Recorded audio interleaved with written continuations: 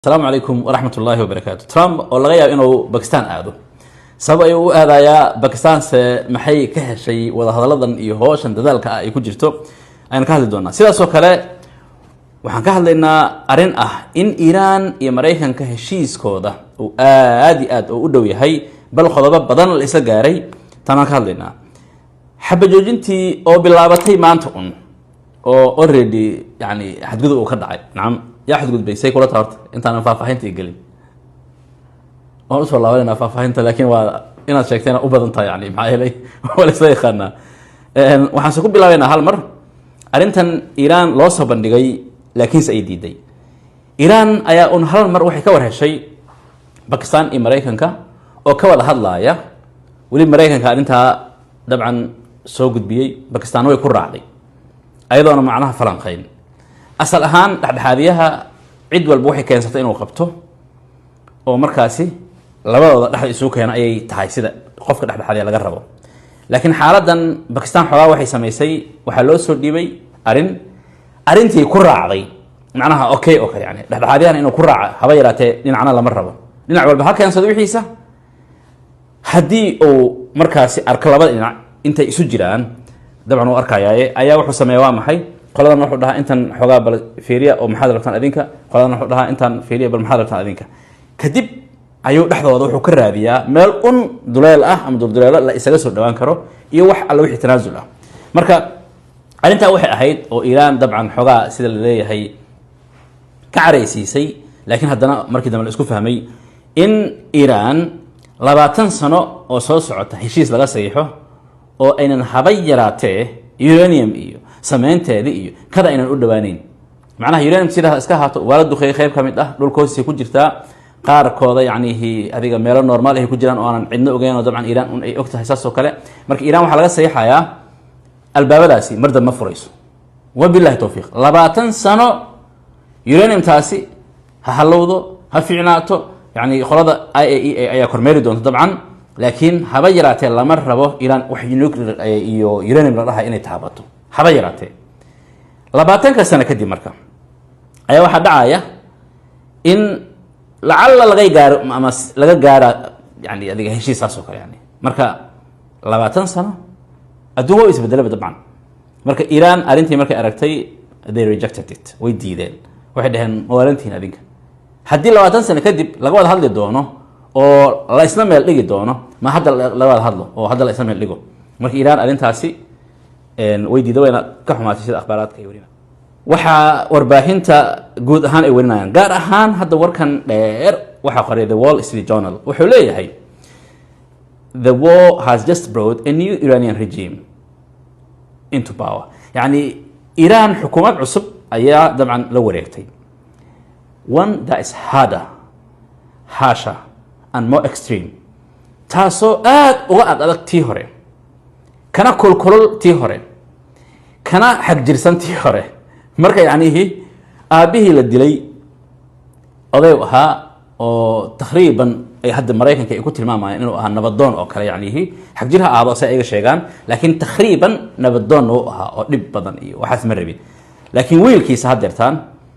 asagoo awal bal ogaa inuu xagjir ahaa ay had waxa u dheer waa maxay arsi abihiisa la dilay oo xaaskiisa la dilay waxyaalo badan la sheegay asaga naftirkiisa inuu dhaawac yahay la sheegaya sida dadka waxay leeyihiin arintan waxa lagu dajin karaa hal waa The Wall Street Journal ay warinaya waxay leeyihiin hasha lagu dajin karo waxay tahay in Iran loo ogolaado waxyaalo qaarkiisa oo lagu adkeyn si xukuumaddan macnaha xogaa loo dajiyo waxa cajiib marka qoraalka hoostiisa falanqayaasha qaar kamid ah ama dadka ka hadlay waxay leeyihiin qaar oo waxaad had Iran u sheegaysaan maadaama aad adagtihiin si la idin jilciyo ayaa la idinku ogolaanaa waxyaalaha qaarkooda cadday yani la isma markaa journalka macnaha wuxuu soo jeedinayaa oo uu tala ahaan u siinaa Mareykanka haddii aanan saal la sameyn haddee xukuumaddan sida ay xagjirka u tahay ay u adag tahay sidaas ay si ahaan doontaa marka si loo soo dibciyo waxyaalaha ay wataan waxa laga ogolaado waana haddee waxyaalaha sida hadday u socda marka la fiirin waa sidaas arin kale xabjoojintii Iran iyo Mareykanka caadi ahaan taalay waxa ayaamahan dhan ay ku xirneed معناها إن هرمز لفرو إن أنا لفرن إن حزب الله إيران معناها إسرائيل أي جوجيان قارهان إيران وحي عدسانيسي إسرائيل إن أي جوجيسو ويرك حزب الله كويسو إسرائيل وحي اسكو دايس إني بوبسيسو شرعنا واد أوكتين هذا سي بوبسيسي سيان عادي هن حافظة أنا بابيسي مركا ما أنت وتيل قول رواقي حب جوجينتا أو إسرائيل أو قراتي أرنتاسي وحي هاي تقول فرحت إيران محي سميسا مركا هرمز أنا لو فرنيتي أرين عد والبا مركز وحي لقرا ويقصر بركو هر لوسع سيد هاد أخبارت ورينيسو إسرائيل أيام يلدو خيسي waxaan arinta warinayaa ciidamada Lebanon waxay leeyihiin acts of aggression ayaa waxa uu macnaha ka dhacay gudaha Lebanon oo Israa'iil ay sameysay xadgudub yani it's a violation of the ceasefire macnaha waana xadgudub xabajoojinta lagu sameeynayo hadii arintan ay socotay leeyihiin waxa dhahaya oo hadlaya xukuumadda Lebanon hada xisbullah taa ma cid hadlaysa marka xabajoojinta la galaya Israa'iil ilaahay amarkiisa yani dhac hoosheeda wada taab hay لو تيجي حبة جوجين لقال محيط حبة جوجين تان أو معناها حبة صعوتة محيط الدخان تان صعوتة مركز الدخان علوس أو أي جيسة معهن لكن وحلقات المامي يصير تدخل كذا إدهان يعني إذا يروح يسميها حبة جوجين مركز القراء واحد بسيط أي سميها هلك على سوق عليه حبة كفر يسوي حلا هاي تتكاس أي رئيس ولا هذا وكله أما مال أي معناها دخان يسوي حلا هاي ما وحين نصو يعني هو بقشنا يعني أما رصاص تبي يكون جراين عمل هو بياش يكون جراين كذا ساسو كذا يعني خطرنا وصو سعتيه هيت مركز أنكر تجنا وكله oo fudud ay sameeyaan kadib ay weerarada markaasi si tartiib noocaas ah u wadaan ilaa ay ka xogeystaan marka matiya dhici doonta Iran hadii arintan dhacday maxay ka dhihi doontaa ma xiri doontaa Hormuz waa kulay akhbaar aan sugi doono inay soo kororto iyo wixii ka macnaha arintaas ku saabsan ma arkayna insha Allah taala dhinaca kale Trump Pakistan has been great. They've been so good. Islamabad, I might go. Yeah. If the deal is signed in Islamabad, I might go. The field marshal has been great. The prime minister has been... Trump wuxuu leeyahay horta inaan baxa laga yaabaa aan u badan inaan baxayo haddii gaar ahaan heshiiska Pakistan loo saxiixi doono yani waan baxinaa arintan waxaa falanqayaasha ay kala baxeen arin dacfi oo aad u weyn oo Mareykan ku dhacday hadalkan Trump baan cadeen u ah waxa weeyaan inuunan ogeyn meesha lagu saxiixi doono dawladii ugu weyneed ee adduunka oo amarada bixinaysa dhahaysay heshiiskaas halkaas ka dhacaya heshiiskaas halkaas lagu saxiixaya heshiiskaas ciidaas ka soo qayb galaysa heshiiskaas ciidaas saxiixaysa cidii dhihi jirtay oo maanta taagan hadii uu ka dhacayo heshiiska saxiixiisa Pakistan yani Trump ma oga meel lagu saxiixi doono yani wax habeeraatay taa gacanta ugu ma jiro arintaas ay kala soo baxeen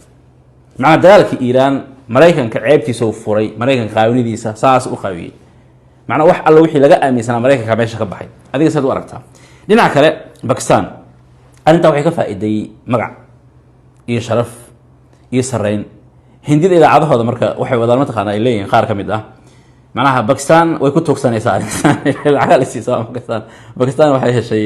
adee lacag ku dhow 5 bilyan taqriiban 3 bilyan oo waa la siiyay oo Saudi way heshay way ku shubtay ii sheegay bangiga Pakistan Central Bank of Pakistan Saudi ku shubeen marka lacagta way heleen tii qadar wali dhiman 2 bilyan laakiin sida ahaataba indiyada waxay leeyihiin marka